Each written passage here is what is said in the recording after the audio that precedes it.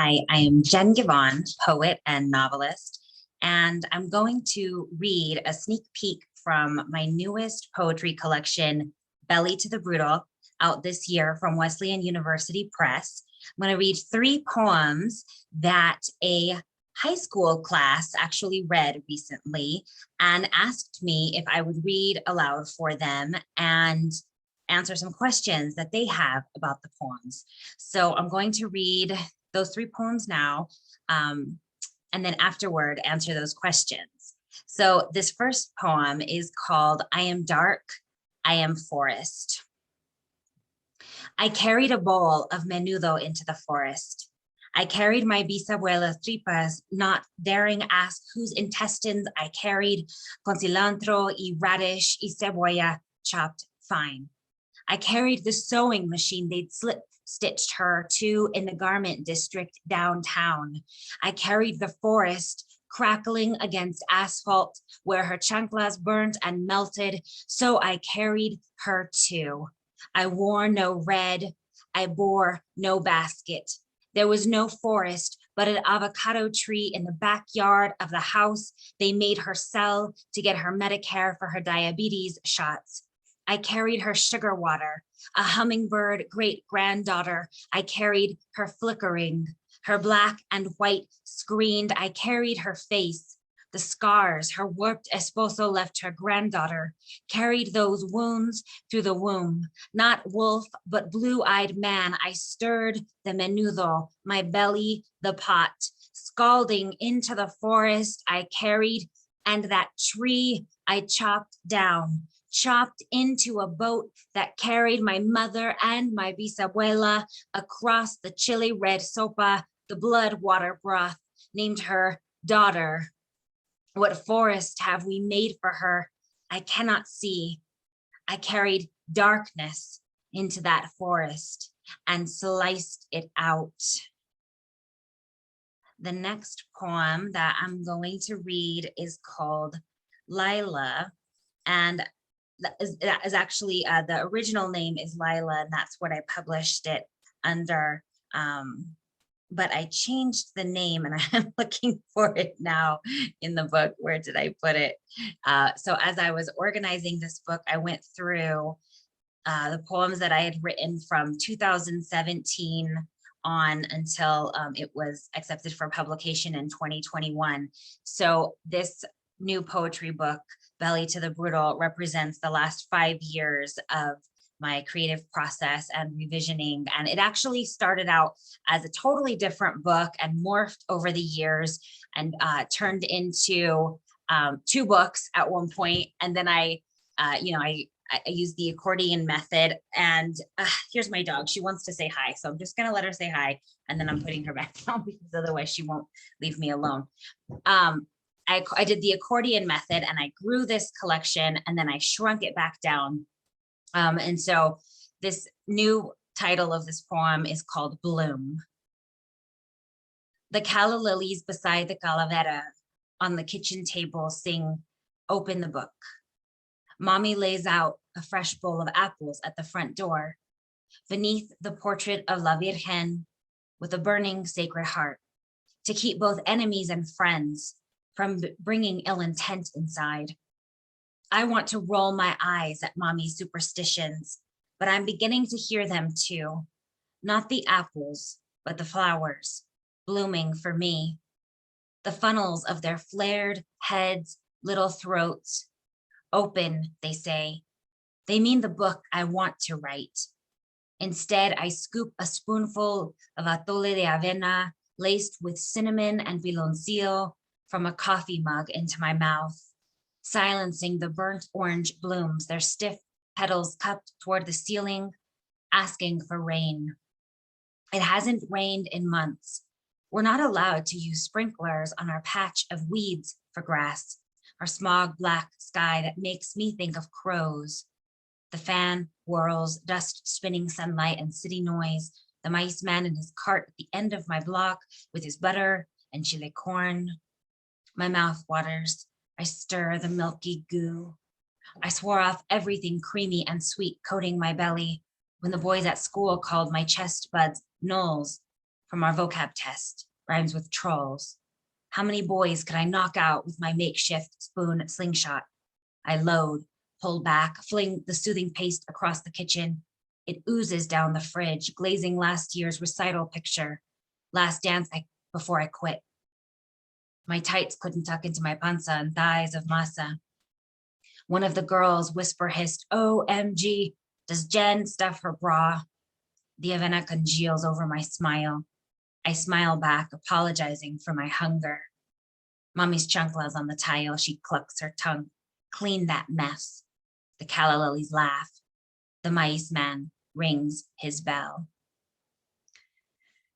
So the next poem is called The Bruise.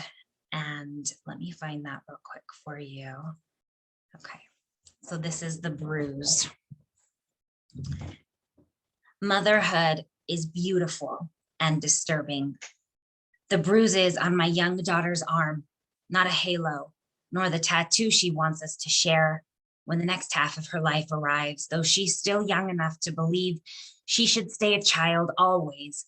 And 18 only means she's a child who can vote and needle something permanent into her body. I question my palm in prayer against her skin, then thumb with tenderness the dark ink blotch, checking for a match. Fire bright first red go the stages of bruising.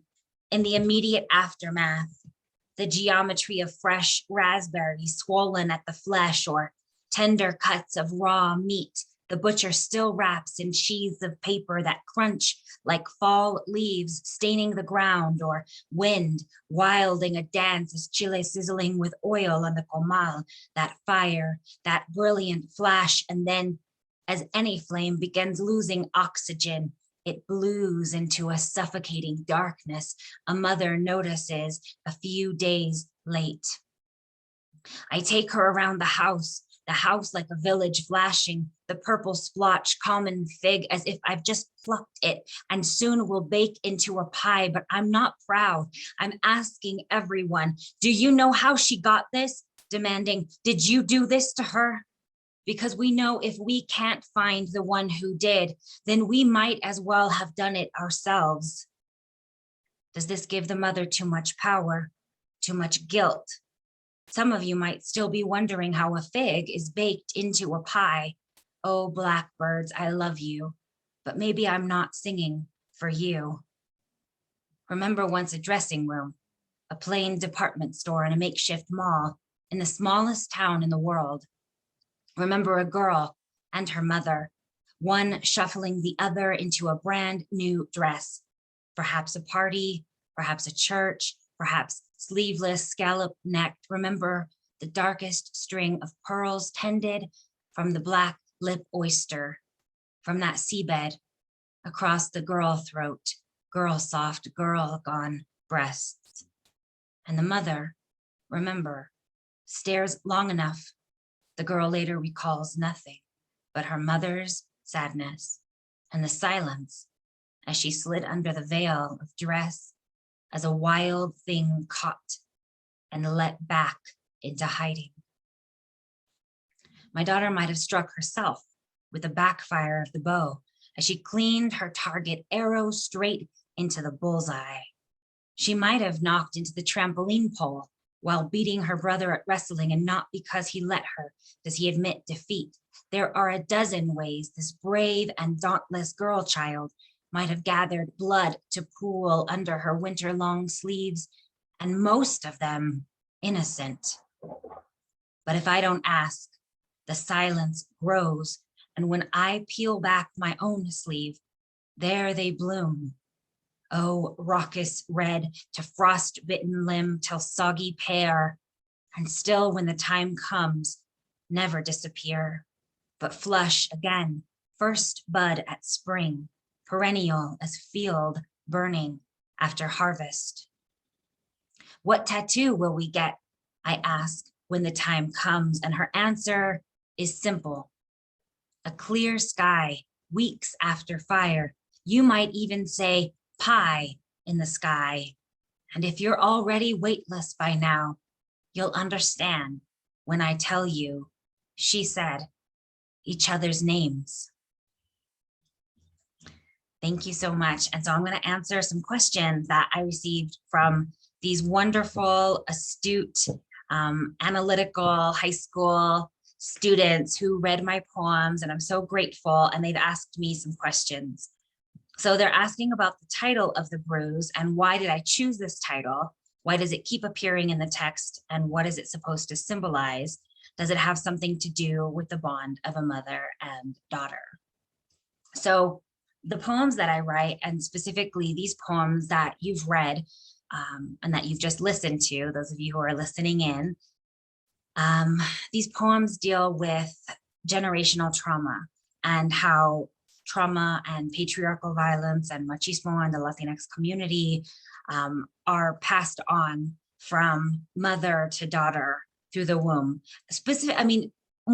More broadly, how they're passed on just generationally, but specifically in my poetry, I deal with mother and daughter relationships in this book, Belly to the Brutal, even though I also write about my son.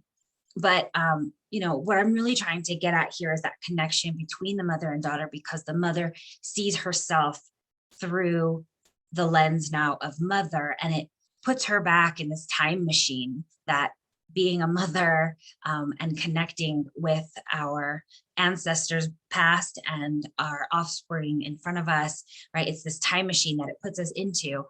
And so she's forced to reconfront the scene when her own mother saw bruises and, other types of scarring on her daughter's body and didn't confront the perpetrator, didn't find out who did it, or had assumed that she knew who did it and, didn't or couldn't say anything out of, fear, sadness, grief, PTSD at her own trauma.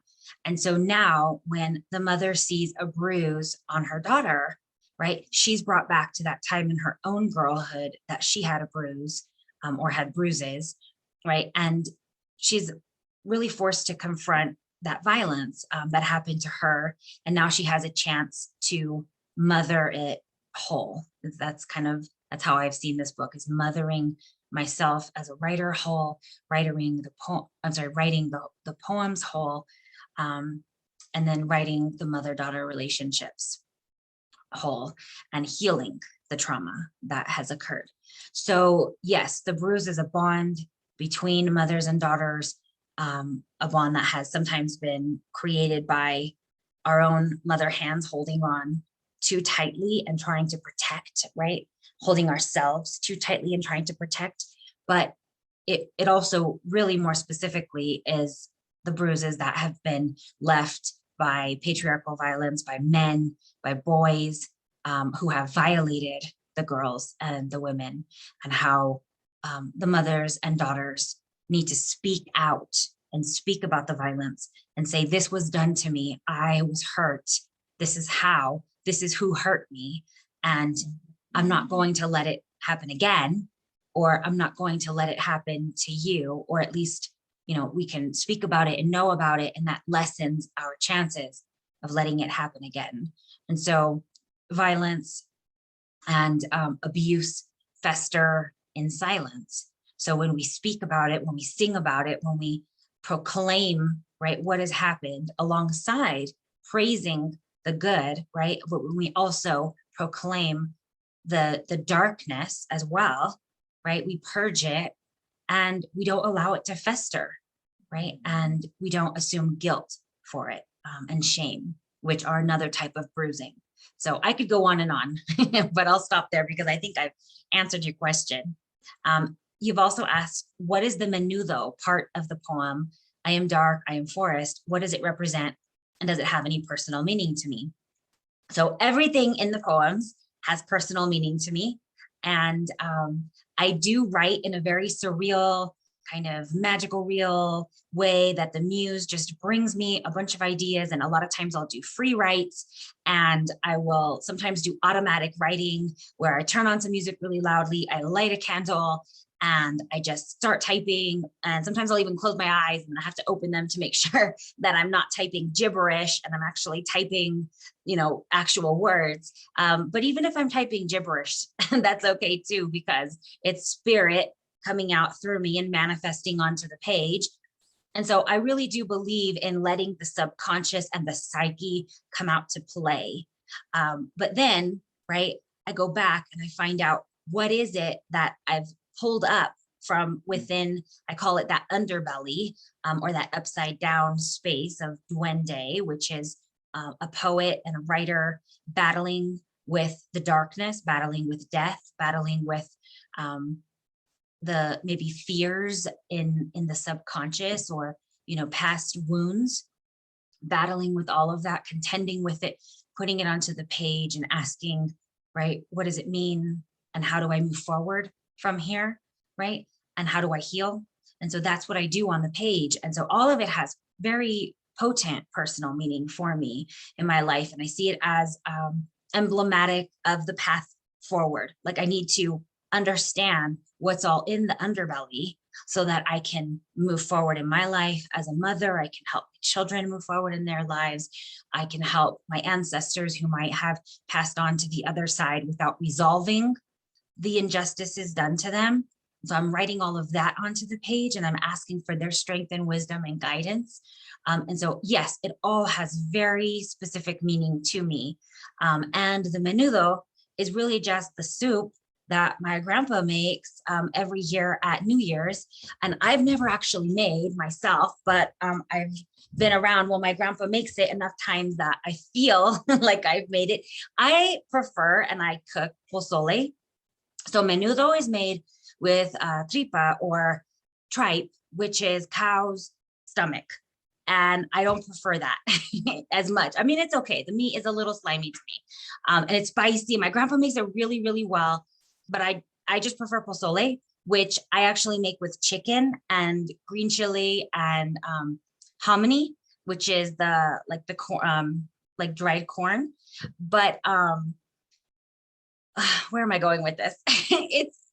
So it's a soup that my family makes, and it's like a communal, familial, yearly celebratory soup. I mean, well, I'll go out and get it sometimes, or in the past I used to. Again, I prefer pozole, but or caldo, or kind of any other soup besides menudo. But anyway, I have gone out and gotten it on a Sunday morning after going out to a party or something like that. And so anyway, it has a kind of a familial connection. Like, it brings the idea of menudo and caldo and pozole, like, it's healing, right? We eat soup when we're sick, but it's also celebratory. Like, in the Mexican community, we make soup for celebrations, right? So this one we do on New Year's, but we also have soups on different occasions. And so that's what it represents for me. And so it's like, but also it represents that underbelly place that I was talking about, that subconscious.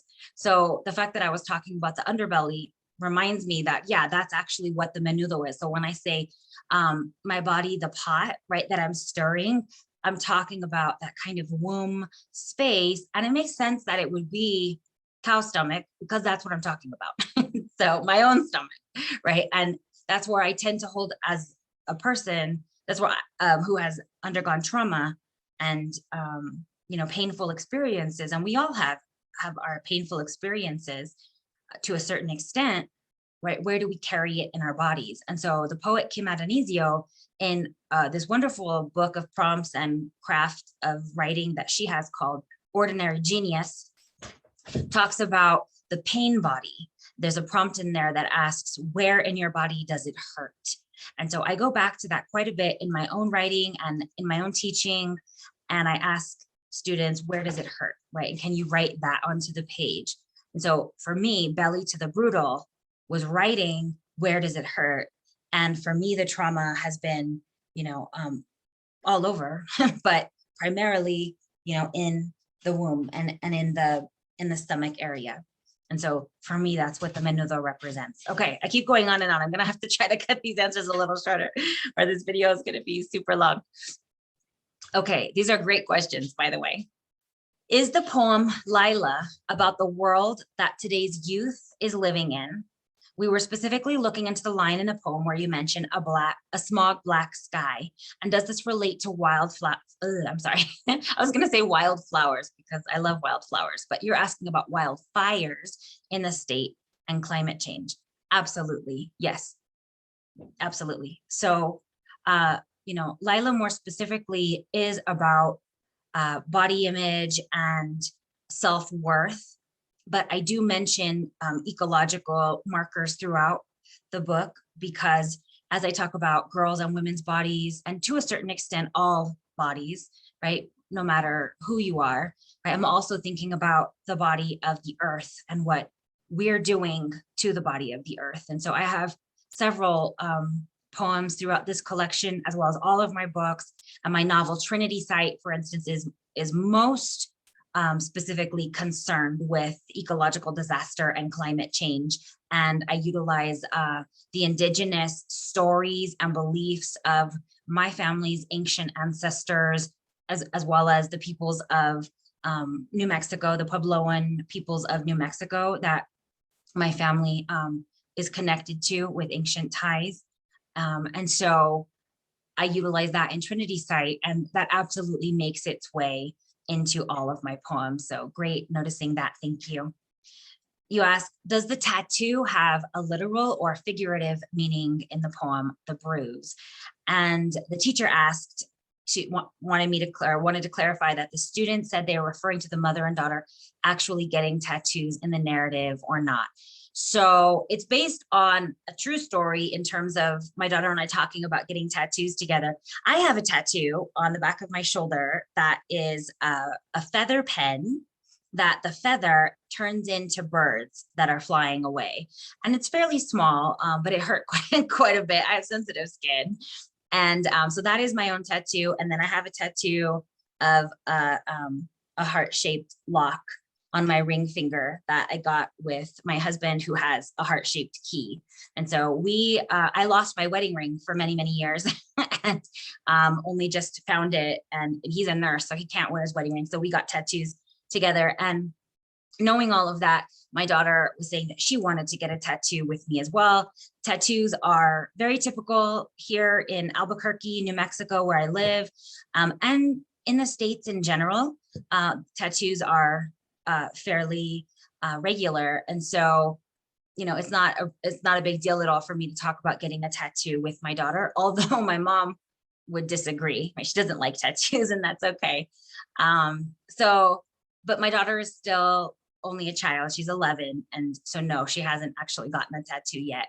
And I don't know if she will or not. She's quite scared that it will hurt. And I don't blame her because we have sensitive skin that inflames quite easily. So we may or may not get the literal tattoos, but I think the possibility of it and the metaphor of it are enough. And that's okay. We write books together. We've actually written a middle grade book together called Pi Luna and the Shadow Beast of the Forsaken, and we're currently seeking representation for it. And we're working on the sequel. And so it's very, very exciting. And so our heart work and what I'm talking about in The Bruise is going onto the page together as we're writing novels together. So I couldn't be more excited about that. And I think that's really the literal representation of both the bruise and the healing.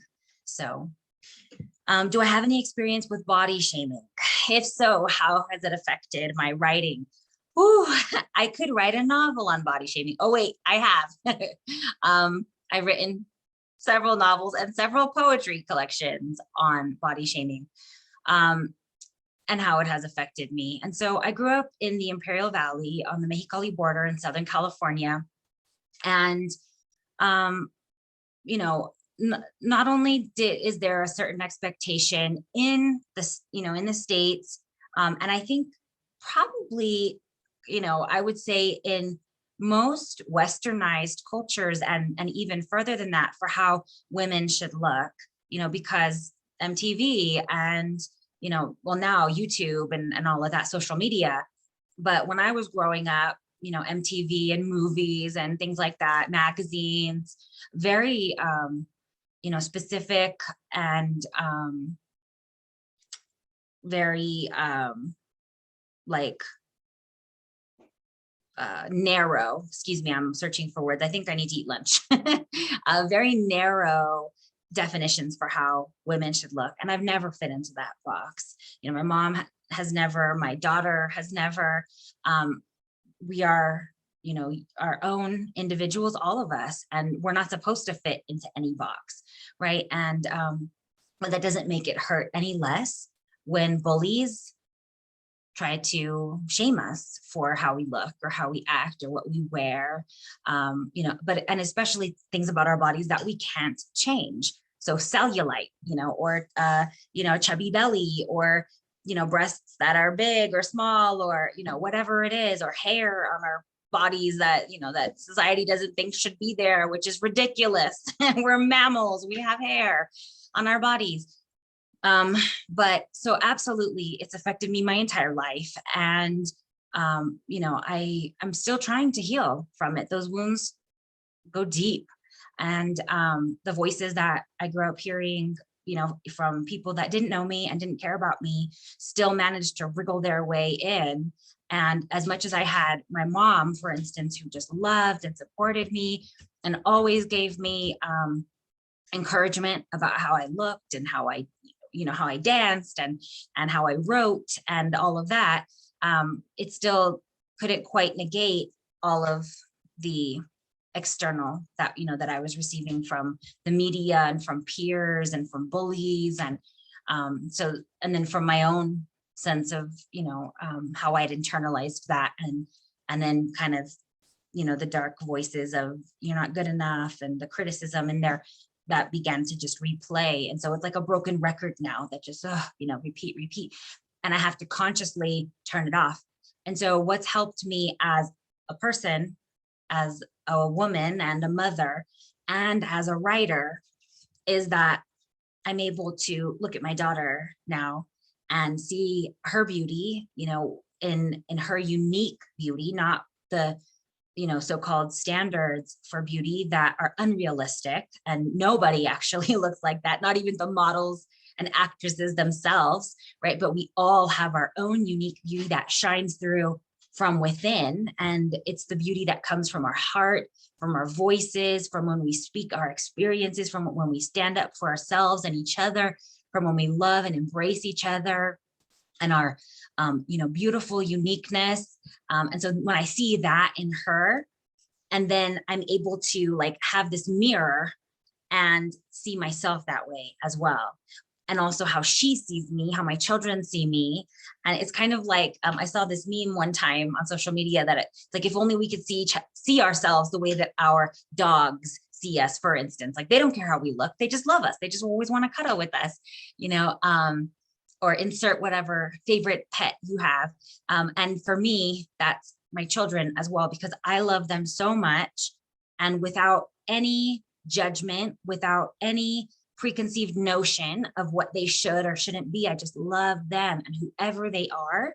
And I just find so much joy in that, in mothering them and seeing them grow. And even when they mess up, even when they do something that they shouldn't perhaps, but seeing the reasoning for it, seeing how, they are changed by the experience, seeing what they learn from it, just watching them grow up every single day. I learn so much, and I try to turn that around and learn about myself. And so many of my poems are about my children and really the wisdom and the gift of what they teach me without even realizing it, just by being their wonderful selves. I'm able to turn that inward and say, wow, I'm also wonderful, So that is really a relief, in a lot of ways, to be able to finally see myself that way. And I appreciate that gift of being a writer and a mother. And so I hope that you all, if you're dealing with body shame and feelings of not being worthy or not being valuable, that you will think of someone that you love very much unconditionally. It doesn't matter how they look or what they wear or anything. It's just you love them, whether that's a family member or a friend or a teacher, a mentor, someone, so a religious figure, someone that you look up to or just really feel connected to. And then everything that you would say about them, go into the mirror and look at yourself in the eyes and say it about yourself, right? And so that's what I try to do in some of the poems throughout Belly to the Brutal as well. Okay, I'm going to answer just a few more questions here. And if I don't get to all the questions, I apologize. These are wonderful questions. I just talk and talk forever. So I need to end this video pretty soon. What are you referencing to in the ending of the poem, I am dark, I am forest, when you write, I carried the darkness into the forest and sliced it out? Is darkness a metaphor for the wolf in the Little Red Riding Hood fairy tale? Oh, that's actually a beautiful interpretation and a really powerful one. I like that a lot. Yeah, I think that what I am literally going in and cutting out is the violence, is the abuse, right? I'm pulling that out. It's like taking the power away from the abuser and the culture and the family dynamics that would allow that kind of abuse to germinate in the first place and would allow it to fester, right? And so what are some of those things that I'm cutting out? Not listening to our children, not listening to our daughters in particular, right? Not giving them space to be themselves and tell us what's going on with them and not trusting them. I'm cutting all of that out. Like I'm sitting down and saying, talk to me, right? And I will help you interpret what is happening or what has happened, right? And so that's what I do with the little girl inside of me, right? That was abused. That's what I do for the little girl inside of my mother that was abused. And my grandmother and my great grandmother, right? Because the trauma has been carried through the generational line. I'm cutting all of that out and I'm saying, here now, we have my daughter, right? And so one little tidbit that I had noticed about a year ago, or maybe 2 years ago now, when I was working on this book, is that my daughter is the first daughter born of a first daughter of a first daughter of a first daughter of a first daughter. And it just keeps going back that we have this first daughter. And, I just think of that symbolically as what we've carried through the genes, what we've carried through the womb, and for better or worse, because studies have shown that we actually do carry in our genes trauma. But I figure if we carry trauma and we carry pain and the memory of that darkness, we also carry strength and resilience and light and hope, right? And so that is also what I'm carrying, and that's what I'm naming daughter. So when I slice out the darkness, it leaves room for the light. So yes, absolutely, I was using the framing of Little Red Riding Hood to help give a framework and context to this. I really like to write about the mythical and about the fairy tale world. And I have a whole book on when I was playing with that type of framework in Rosa's Einstein, which is a book that I wrote about Rose Red and Snow White, or Rosa y Nieve. So I've made them Mexican indigenous girls in the desert of New Mexico, and they're encountering in this desert circus where theoretical physics and magic come together. They're encountering physicists like Einstein and Feynman and just all, Carl Sagan, and they're just encountering all of these figures in science, as well as creating their own story. And, it's actually dealing with trauma and sadness and pain as well. But it's doing it in this really,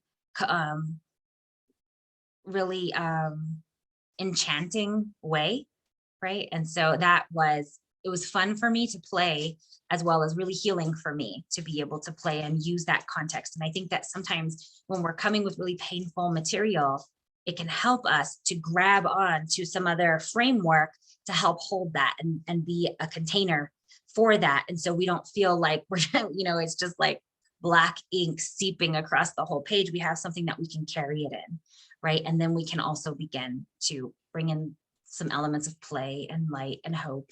So anyway, let me answer a few more. And if y'all have to go, you can stop the video, but I'll just keep answering your questions in case you want to know. And so another class asks, in your poem, Lila, you mentioned oatmeal. Can you tell us more about this oatmeal line, and is it a symbol? And there's a teacher's note that oatmeal is a very common and traditional breakfast here in Sweden, where this is coming from.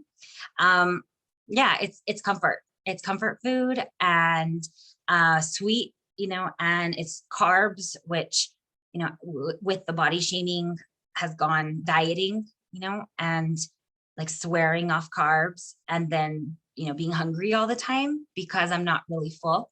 And then, so the oatmeal for me was like, it's a sign of nourishing the body. It's something that tastes good, feels good, goes down, coats the stomach, just feels like home.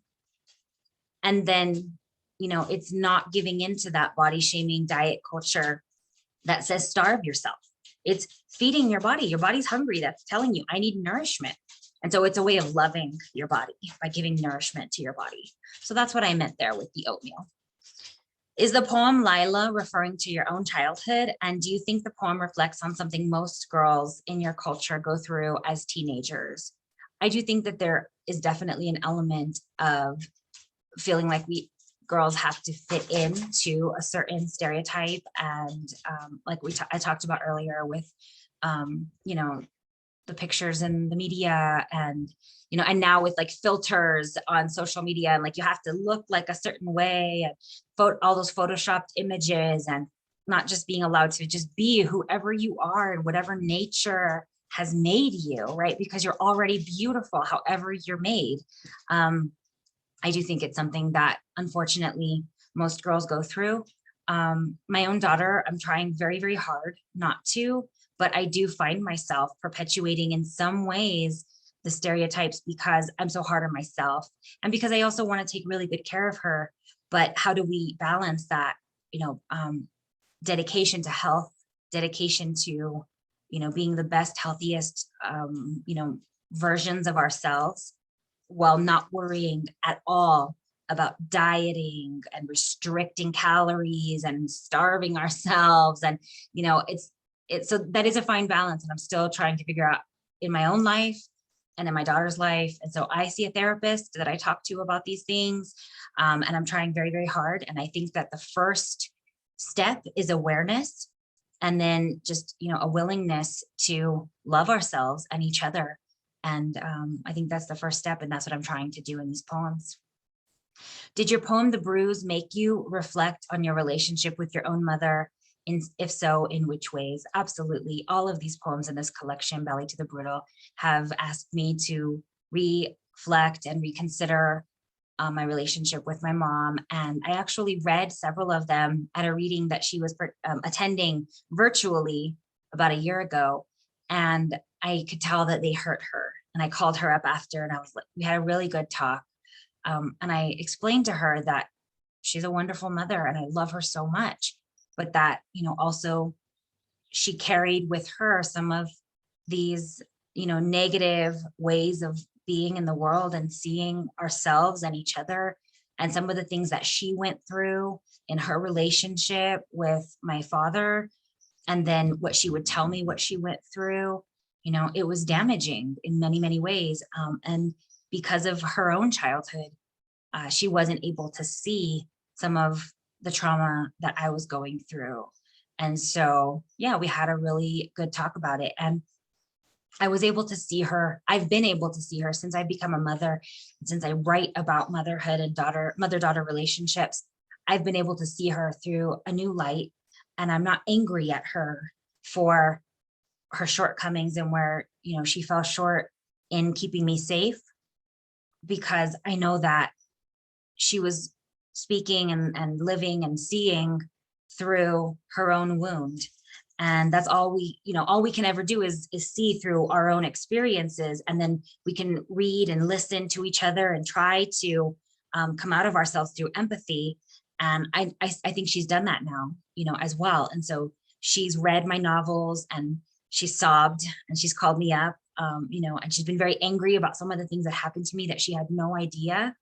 And so I think that, speaking to each other, whoever we are in all of our relationships, is the utmost. And sometimes ugly things are going to be said, and, and it's going to hurt, but it's always worth it to speak with love, to come from a place of love, and trying to understand each other, and really just like pulling that Band-Aid off and letting the wound air out. Because when we keep it covered, when we keep it in the dark, when we keep our mouths shut, right, we're not letting that wound get any air, and it just stays moist and it festers, and that's where infection comes from. And that's how I see relationships when there is any kind of violence or trauma or abuse, and so these poems and the other books that I've written, other books of poems and other novels, for instance, Jubilee, my second novel, deals most primarily with some of the trauma that I'm talking about here, and the mother-daughter relationship. When we speak it and we write about it, right, we allow the healing process to begin. And so I'm very grateful that the healing process has begun a long time ago with my mom and I, both as individuals and as mother-daughter. So thank you for that beautiful question. I don't think I've ever been asked to articulate some of these ideas and truths about my own work in this way. And so I really value the way that you have seen my poems, and your analytical abilities, and then that you've been coming to this also with your hearts, and you're asking these really beautiful questions. I think there are just a few more. Are there any specific events in your life that led to you writing poetry today? So I think I've talked about that quite a bit. So I'm going to go ahead and just continue. In the poem, The Bruise, you write about tattoos. Oh, and you're wondering if I have any. Yep, I told you about that feather pen on my arm that's turning into birds, on my shoulder that's turning into birds. And also I just love birds, and I love surreal birds. So anytime that there's birds and magic happening, I'm there. And so I think a lot of my books deal with birds and flight and being free, and so yeah, I do have a tattoo, and then I have this one as well on my ring finger. This last question. What do you think is the main reason that people hurt the ones they love the most? Oh my goodness. What a loaded question. I mean, there's the truism, right? The adage, hurt people, right? So when we're hurt, right, it hurts, and we're like, help, right? But we're flailing, we're crying, it hurts. We're on fire, and so then it just burns. Like we let that pain out because it has to come out. And so if we're not speaking it in poems, in novels or stories or essays, whatever journaling is wonderful. So even if you're not actually intending it for it to go out into the world, but you're getting it out onto the page, there's magic and there's, therapeutic relief that happens just by getting it out onto the page. And that kinesthetic movement of whether it's for you, it's typing, or whether for you, it's the writing, you're letting that energy, that pain out of you onto the page. So whatever the pain has been, it doesn't have to be trauma, but it could just be an unkind word that was said to you, or a certain attitude that you perceived and you misunderstood. There are a lot of ways that we could be hurt by each other. And when we hold on to it, it just grows and grows because it's in that dark place within us. But when we let it out onto the page, or we speak it out in song, in music, in art, right? And we paint it, or we draw it, or we sculpt it, and we get it out there into the world, alongside our joy, right? Alongside our happiness and our peace and our, whatever it is, our anger, our frustration, like we have a myriad emotions. I've often been called and think of myself as very emotional. And I think that's okay, because I think that I'm here on this earth to help people, see that it's okay to have all of these emotions that sometimes our society tries to tell us certain emotions are good and certain emotions are bad. And to rein in the bad emotions and only show off the good emotions, or to be neutral, right? To be businesslike, to be professional. And we're not built that way, most of us humans, right? We are in many, ooh, there's my dog, there's my Chihuahua going off and showing us her emotions. I'm sorry about the growling back there. But we're animals, we're mammals, right? And we have instincts as well as, right, where we have our, our logic and our critical thinking and all of that. Anyway, I think that we hurt each other because we don't know how to express those emotions, and we're not taught that. And so I think that one way that we can learn that it's, it's acceptable, it's wonderful even to express our emotions, not just the neutral ones, not just the so-called good ones and acceptable ones, but the wild emotions, right? These sometimes uncontrollable emotions. It's okay to express those too. Stephen King has an essay where he says, he's talking about a Beatles song, and that Beatles song is "All You Need Is Love," dun, dun, dun, dun, all you need is love, right? And Stephen King says, yeah, sure, all you need is love, as long as you keep the gators fed. So he's talking about this place where there's alligators, and it's like this swampy darkness where the darker emotions reside, hate and anger and frustration. And, it's Stephen King, he writes horror, which I do as well, actually. Many of my poems and many of my novels have a tinge of horror, even though I write about mother-daughter relationships, mother-son relationships, healing, joy, and, finding our inner strength. There's also a touch of horror because life is sometimes horrific, right? And we all know that, and we all see that. We see war, we see poverty, we see people dying, we see illness, we see COVID, right? We see pandemics. We see in our own families, right? Alcoholism, drug abuse, and drug addiction, because it's not necessarily abuse. It's something like a disease, right? That takes over a person. And so we see that, we see these dark things coming into our homes and ravaging our families. And then we're taught at school, behave, be quiet, be complacent, be kind, be polite. And it's like, well, okay, but I've got a lot of turmoil from all the things that are happening at my home, from all the things that are happening with my friends. My daughter just came home the other day and told me about a friend whose uncle had just committed suicide. My daughter is in 6th grade, and our children see this. You as high schoolers and all of you readers and listeners of poetry see this, right? And someone who's hurting, or you yourself are hurting. And so why do we hurt the ones that we love? Because we're not taught how to safely express ourselves, and we're scared. We're scared that if we really show who we really are, we'll be rejected. We won't be accepted. We won't be loved. We won't be liked. We'll be outcast. I could go on and on. I'm trying to use my sociology minor over here. I'll stop because I think that you get the gist of what I'm talking about here. But thank you so, so, so much for these beautiful questions and for listening.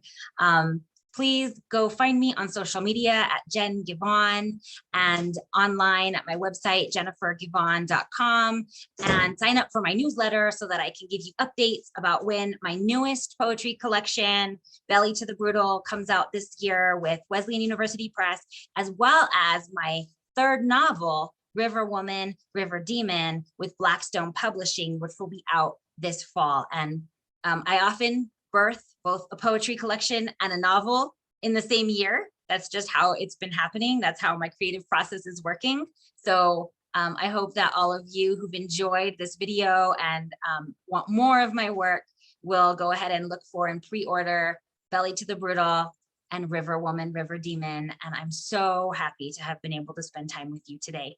Thank you. I'm sending you love and joy. Keep writing. Don't be afraid to write that darkness onto the page and let it heal. Thank you. Blessed be.